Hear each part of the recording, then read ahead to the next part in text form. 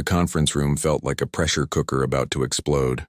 Maya Richardson stood her ground across the glass table from Alexander Donovan, her jaw clenched so tight she thought her teeth might crack. The other executives had fled 20 minutes ago, unwilling to witness the clash between the company's most brilliant strategist and its ruthless CEO. This is exactly the kind of short-sighted thinking that will sink us. Maya's voice rang out, her dark eyes flashing with fury. She slammed the quarterly report onto the table. You can't just cut the entire research and development budget because one project failed. Innovation requires risk. Alexander's cold gray eyes narrowed dangerously. At 6'3", he towered over most people, and he used every inch of that height to intimidate. His jaw was sharp enough to cut glass, his dark hair impeccably styled, his charcoal suit probably worth more than Maya's monthly salary.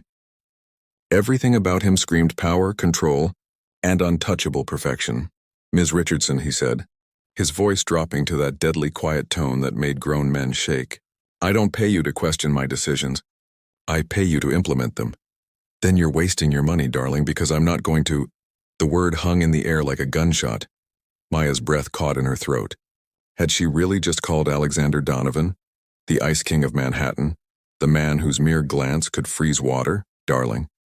The silence stretched between them, thick and suffocating. Alexander's expression shifted from anger to something Maya couldn't quite read.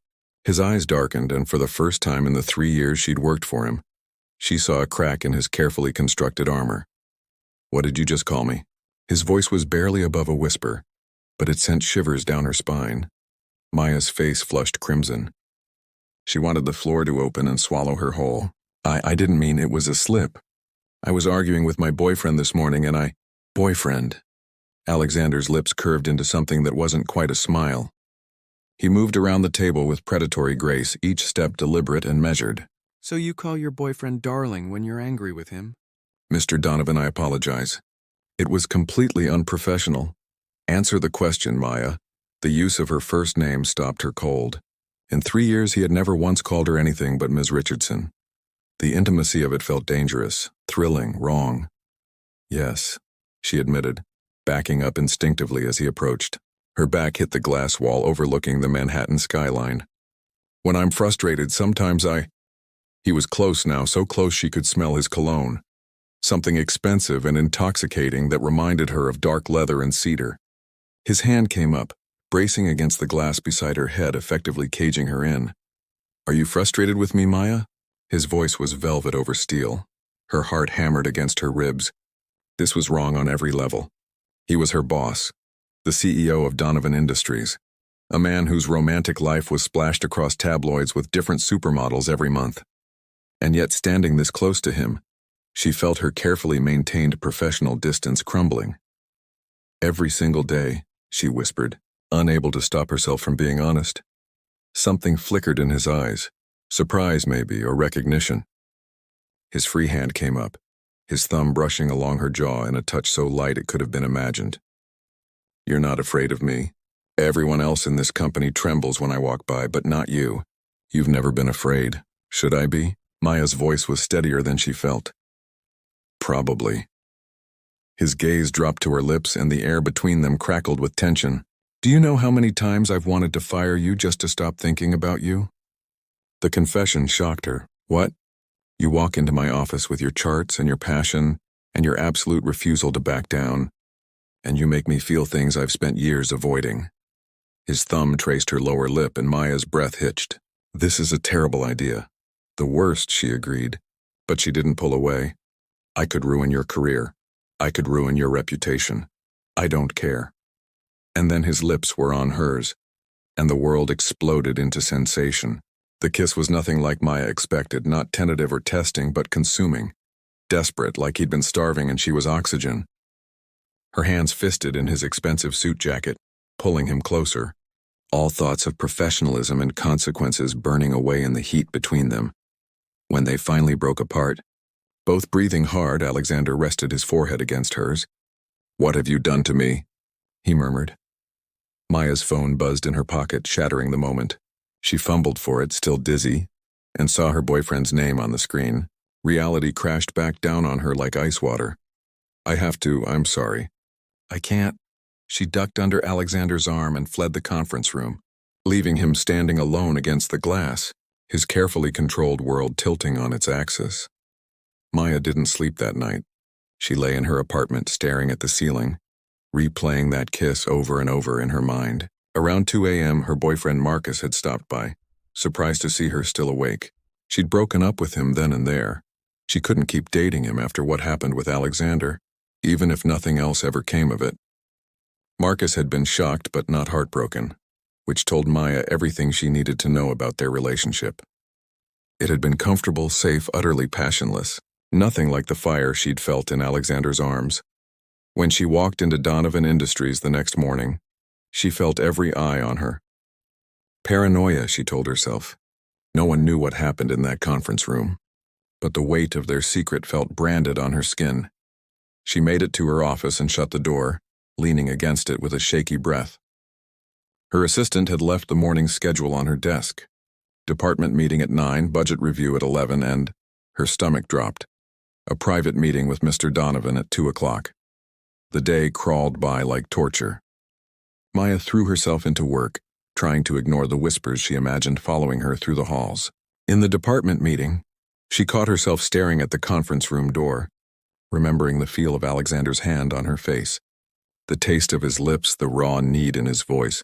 At 1:55, Maya stood outside Alexander's office, smoothing down her navy dress and trying to slow her racing heart. His secretary, an elegant woman named Patricia who'd worked for him for 15 years, smiled knowingly at her. "He's expecting you. Go right in." Alexander's office was enormous. Floor-to-ceiling windows overlooking Central Park, minimalist furniture that probably cost more than most people's houses, and a desk that looked like a work of art. He stood at the windows, his back to her, hands in his pockets. "Close the door," he said without turning around. Maya did, the click of the lock seeming unnaturally loud.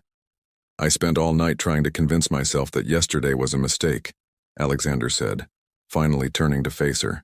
He looked tired, shadows under his eyes, his tie slightly loosened. It was the most disheveled she'd ever seen him, and somehow it made him more attractive. "That I should apologize, tell you it won't happen again, maintain our professional relationship." "And?" Maya's voice came out breathier than she intended. He crossed the room to her in 3 long strides, his hand cupping her face. "And I've decided I'm not that noble." His kiss was softer this time, almost tender, but no less devastating. Maya melted into him, her arms wrapping around his neck as he pulled her close. When they broke apart, Alexander rested his forehead against hers, just like yesterday. "This is complicated," he murmured. "I know." Maya's fingers traced the line of his jaw. "I broke up with Marcus." Something fierce flashed in Alexander's eyes. "Good. I was trying to figure out how to fire him without it being obvious. He doesn't work here. I would have found a way." The possessiveness in his voice should have alarmed her. Instead, it sent heat pooling in her stomach. "I have rules, Maya. I don't date employees.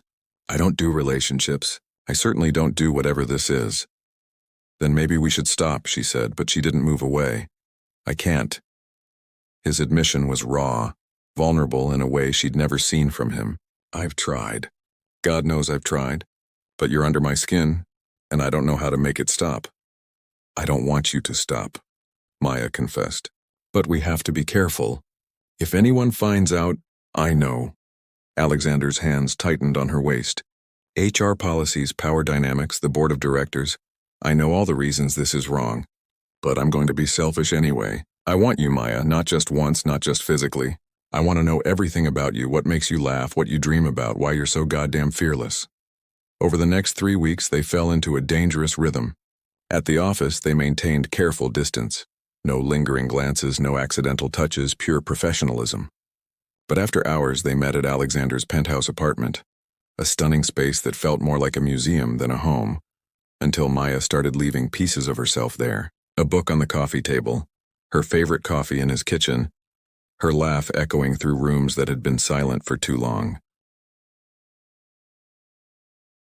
Maya discovered that beneath the cold exterior, Alexander was fascinating. Brilliant, yes, but also unexpectedly funny, fiercely protective of the few people he cared about, and haunted by a childhood spent trying to earn an emotionally distant father's approval. She learned that he played piano when he couldn't sleep, that he had a scar on his shoulder from a car accident that had killed his mother when he was 16, that he'd built his empire from nothing after his father cut him off for refusing to follow the family business plan. Alexander, in turn, seemed to crave everything about her. Her opinions on art and politics, her childhood stories about growing up as the daughter of immigrants who'd worked 3 jobs each to put her through college, the way she sang off-key, in the shower and left sticky notes with encouraging messages on his bathroom mirror. "You're ruining me," he told her one night, pulling her close on his couch after they'd made love. "I used to enjoy being cold and unfeeling." "Liar," Maya said, kissing his chest. "You enjoy this." Terrifyingly so. His fingers traced patterns on her bare shoulder. "I've never been in love before. I'm not entirely sure I'm doing it right." Maya's breath caught. They hadn't said those words yet. "You love me?" Hopelessly. Alexander's gray eyes met hers, more vulnerable than she'd ever seen them. "Is that all right?" "I love you too," she whispered, and kissed him as if she could pour 3 weeks of stolen moments and secret smiles into that single touch. But outside their private bubble, storm clouds were gathering. Jennifer Chen, a former employee Alexander had fired 6 months ago for embezzling funds, had been watching, waiting, and she had just seen them kiss in Alexander's car outside his building. The first crack in their perfect secret came on a Tuesday morning. Maya arrived at the office to find the atmosphere different, charged with an electric current of gossip and speculation. Employees who usually greeted her warmly suddenly found their computer screens fascinating. Her assistant refused to meet her eyes. "What's going on?" Maya asked, a knot forming in her stomach. Her assistant bit her lip. "Ms. Richardson, I think you should check your email." Maya's hands trembled as she opened her laptop. There, marked urgent and sent to what appeared to be the entire company directory, was an email from an anonymous account. The subject line read, "Sleeping your way to the top. The truth about Maya Richardson." The message contained photos, grainy, but unmistakable. Alexander and Maya kissing in his car, walking into his apartment building together, his hand on her lower back as they entered an art gallery. And worst of all, a photo taken through his penthouse window, the two of them embracing, her head on his shoulder. The accompanying text was vicious, accusing Maya of seducing her way into her position, of manipulating Alexander for professional gain, of being the latest in a long line of women trying to trap a billionaire. It suggested that every promotion she'd earned, every project she'd led, was because she was warming the CEO's bed. Maya's vision swam. She was going to be sick. Her phone rang. Alexander's personal line. She answered with shaking hands. "Maya, don't panic." His voice was tight with controlled fury. "I'm handling this." "Handling this?" "Alexander, the entire company thinks I know what they think and they're wrong. I'm calling an emergency meeting. I'm going to—" "You're going to what?" Maya's voice rose. "Admit we're together? That'll just confirm everything in that email, or are you going to deny it? Throw me to the wolves to save yourself?" The silence on the other end was deafening. "You're actually considering it," Maya whispered, her heart shattering. "You're thinking about how to protect your reputation." "That's not—" "Maya, please just let me think." "Don't." She hung up, then immediately forwarded the email to her personal account before shutting down her computer. Whatever happened next, she needed evidence. Within an hour, she was called to HR. Patricia Hamilton, the head of human resources, sat behind her desk with an expression of professional sympathy that made Maya want to scream. "Ms. Richardson, I'm sure you understand we have to investigate these allegations." "Allegations of what exactly?" Maya kept her voice level. "Of having a relationship with another adult? That's not illegal." "No, but the power dynamic. I never received preferential treatment. Every promotion I earned was based on merit. My performance reviews speak for themselves." Patricia steepled her fingers. "Nevertheless, Mr. Donovan is your direct supervisor. Company policy is clear about relationships between supervisors and subordinates. We're going to have to place you on administrative leave pending investigation." "This is ridiculous." But Maya stood anyway, her dignity intact even as her world crumbled. "I'll be expecting this investigation to be thorough and fair." As she packed her personal items from her office, Alexander appeared in the doorway. He looked wrecked. Hair disheveled, tie askew, his usual composure shattered. "Maya, please. We need to talk. We needed to talk an hour ago, and you hesitated." She couldn't look at him. If she looked at him, she'd start crying. And she refused to give anyone that satisfaction. "That told me everything I need to know." "That's not fair. I was trying to figure out how to protect you." "I don't need protection, Alexander. I needed my partner to stand beside me without hesitation." She finally met his eyes, and the pain there almost broke her resolve. "Almost. But you're not my partner. You're my boss. That's the problem, isn't it? That's always been the problem." "Don't do this." His voice cracked. "Don't end us because of one moment of panic. You did that yourself when you couldn't immediately defend me." Maya picked up her box of belongings. "I need time to think. Don't contact me." She walked past him, through the gauntlet of staring employees, and out of the building with her head held high. It wasn't until she was in the taxi, heading home, that she finally let the tears fall. Over the next week, Maya's life became a nightmare. The story leaked to the press, business blogs, then gossip sites, then major news outlets. Donovan Industries CEO in scandal with employee. Her photo was everywhere, her LinkedIn profile dissected, her background investigated. Reporters camped outside her apartment. Her phone rang constantly with calls from journalists, from old friends seeking gossip, from strangers with opinions about her morality. Alexander tried to reach her a dozen times a day. Calls, texts, messages through her assistant. She ignored them all until finally one text broke through her defenses. "Jennifer Chen. She's behind this.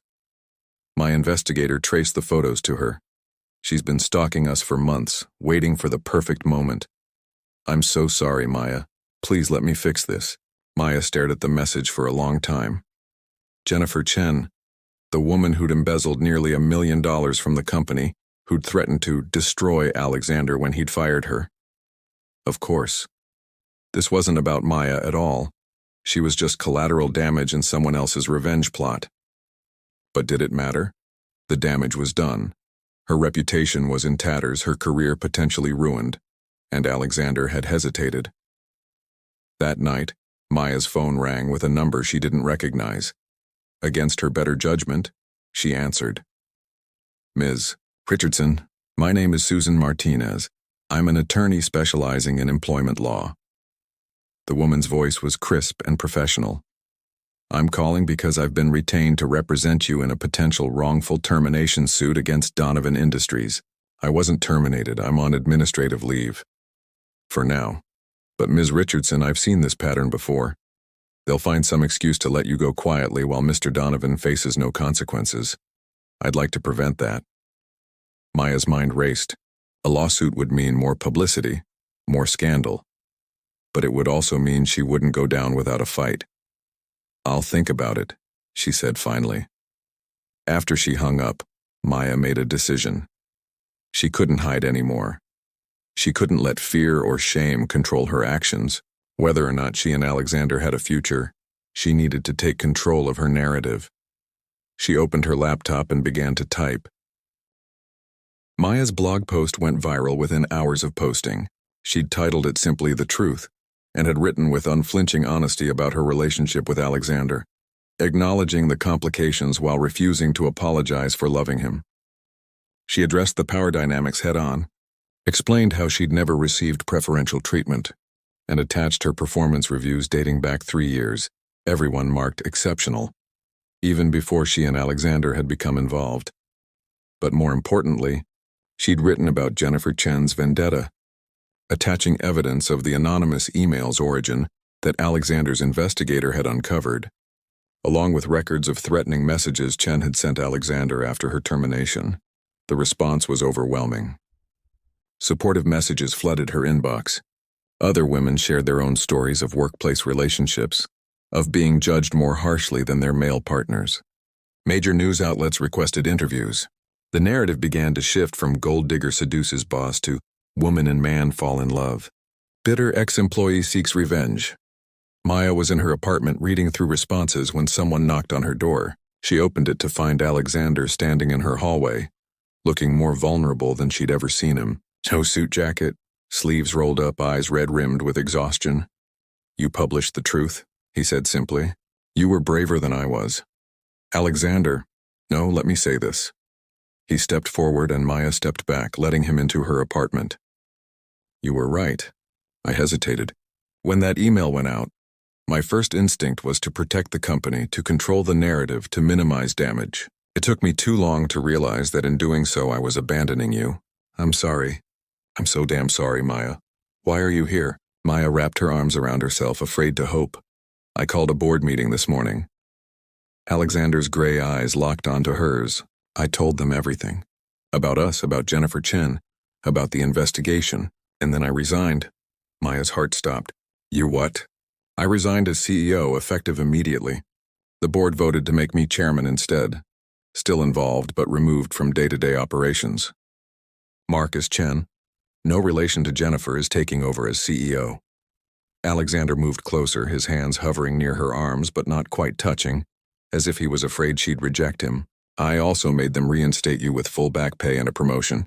You're now Senior Vice President of Strategic Development, reporting directly to Marcus." "Alexander, you didn't have to.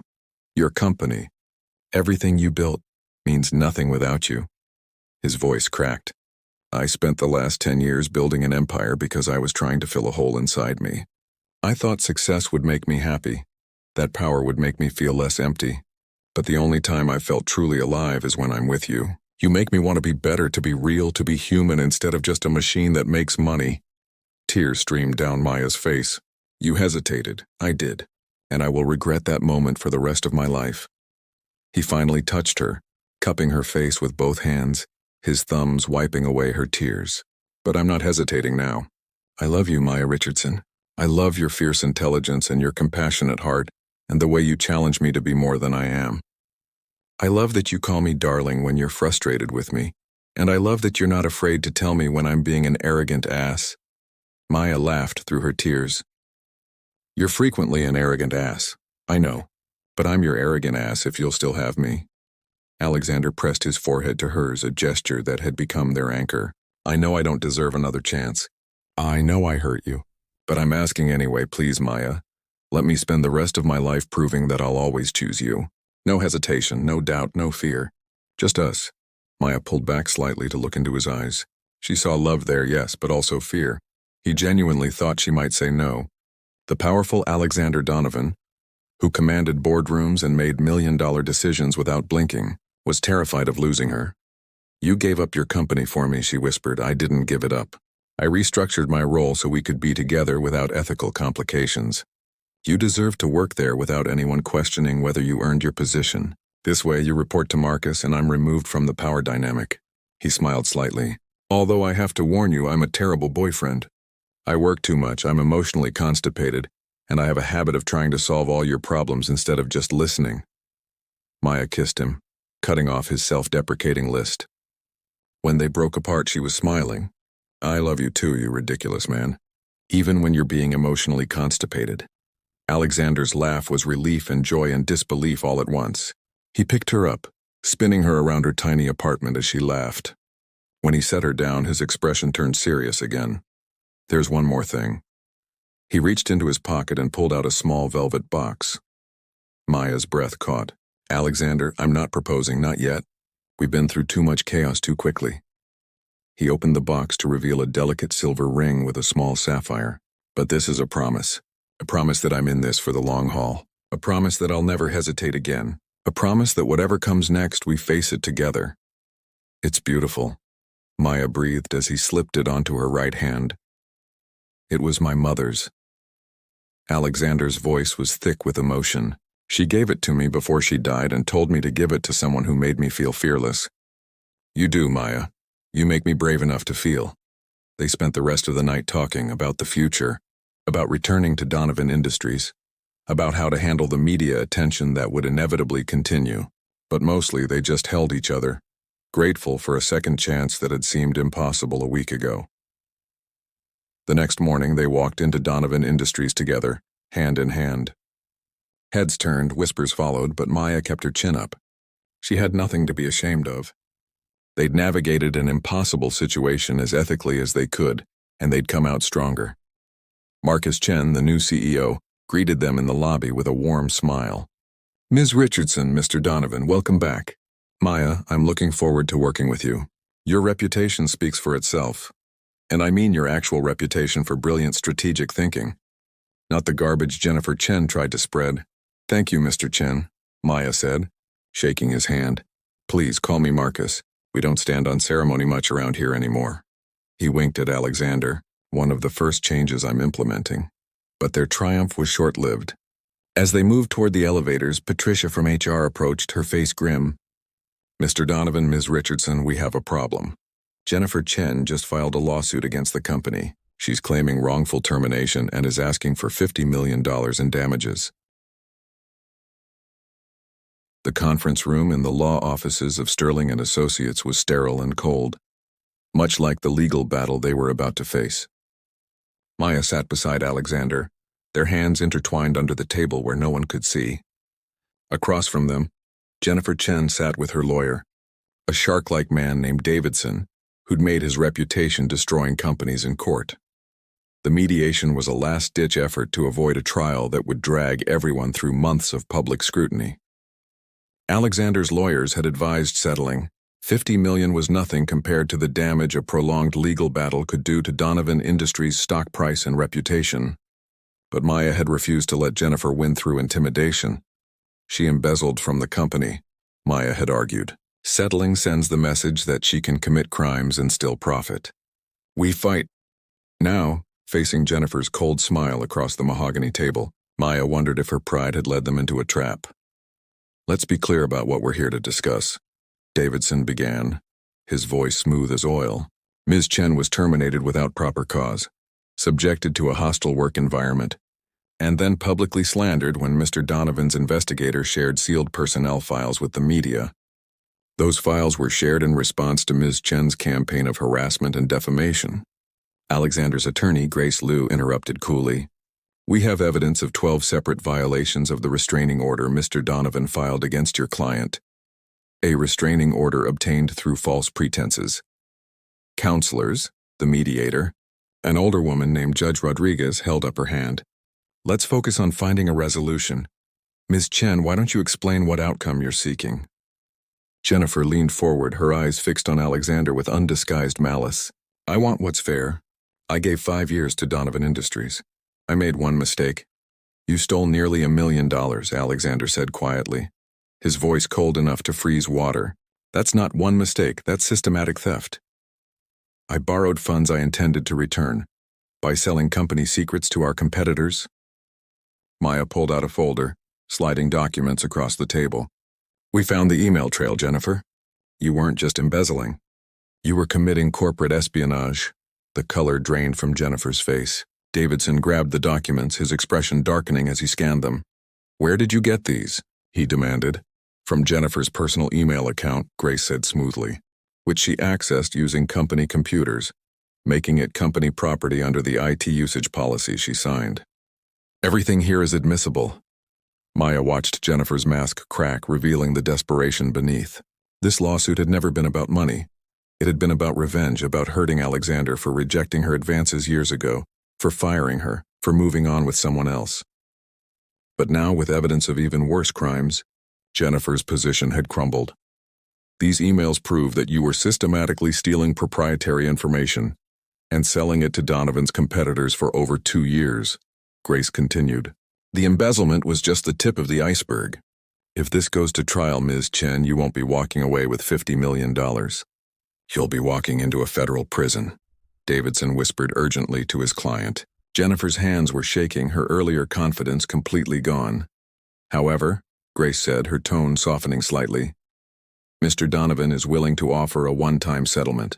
You drop the lawsuit, sign an NDA, agree to repay the embezzled funds through a payment plan. And in exchange, Donovan Industries will not press criminal charges for the corporate espionage."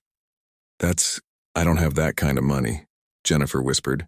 "Then you'll pay what you can, when you can. $50 a month for the rest of your life if necessary."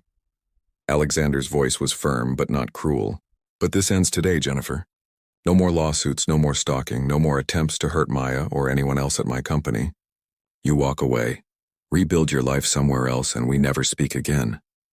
Jennifer looked at Maya for the first time, her eyes filled with tears. "I just wanted him to hurt the way he hurt me. I never led you on," Alexander said quietly. "I never promised you anything more than a professional relationship. I'm sorry if you interpreted my courtesy as something else, but that's not my responsibility to manage." "He's happy with me in a way he would never have been with you," Maya added, not unkindly. "And destroying us wouldn't have made you happy either. It's time to let go." The mediation ended 2 hours later with Jennifer signing the settlement agreement.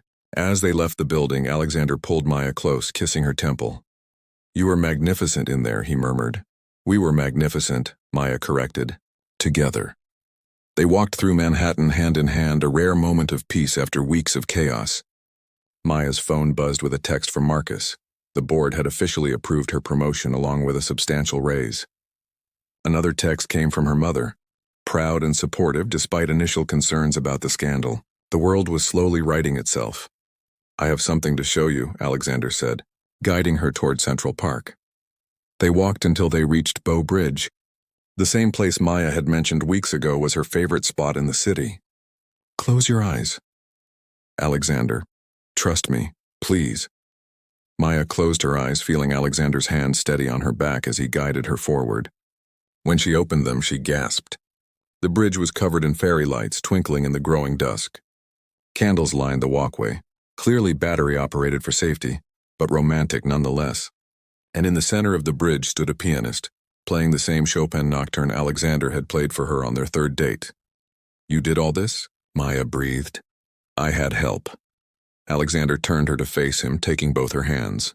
"Maya Richardson, when you accidentally called me darling in that conference room, you changed my life. You saw through all my defenses to the man I was hiding underneath. Scared, lonely, desperate for connection, but terrified of vulnerability. You loved me anyway." Tears pricked Maya's eyes as Alexander knelt down, pulling out a different ring. This one with a brilliant diamond that caught the fairy lights like a star. "We've done everything backward and complicated," he continued, his voice thick with emotion.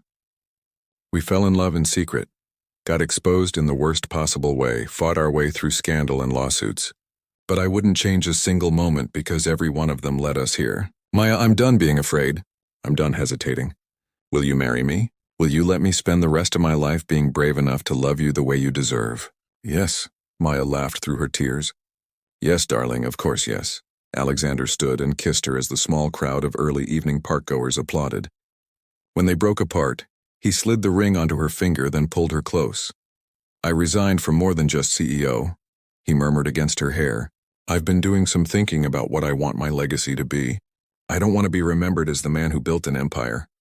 I want to be remembered as the man who loved you well." Maya pulled back to look at him. "What are you saying?"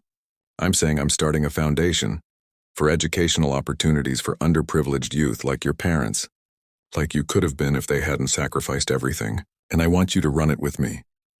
His gray eyes sparkled with excitement. "Not because you're my fiancé, but because you're the most brilliant, passionate, strategic thinker I know. We can do real good, Maya, together." "That sounds perfect," Maya whispered, then laughed. "Although you know people are still going to have opinions about us working together. Let them talk. We'll be too busy changing the world to care." They stayed on the bridge until the stars came out, planning their future. Not just the wedding, but the foundation, the work they'd do, the life they'd build. Maya rested her head on Alexander's shoulder, feeling the steady beat of his heart against her cheek. "Thank you," Alexander said softly. "For what?" "For that slip of the tongue.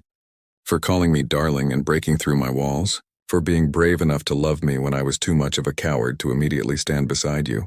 For giving me a second chance I didn't deserve." He kissed her forehead. "For teaching me that real strength isn't about being invulnerable. It's about being willing to be vulnerable with the right person." "Well, darling," Maya said with a smile, "you better get used to it, because I plan on calling you that for the next 60 years. "Only 60?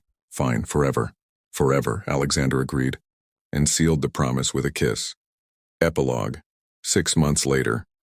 The grand opening of the Donovan Richardson Foundation was everything they dreamed of and more. The restored brownstone in Brooklyn was filled with students, educators, and community leaders, all celebrating new scholarship programs and mentorship initiatives. Maya stood at the podium looking out at the crowd. She spotted her parents proud and tearful in the front row. Alexander stood to the side, his eyes only on her, his expression full of love and admiration.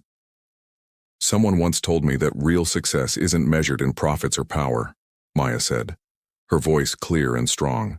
"It's measured in the lives you touch and the love you share." "My fiancé," she smiled at Alexander, who grinned back, "taught me that sometimes the most professional thing you can do is be human. To admit mistakes, to fight for what matters, to choose love even when it's complicated."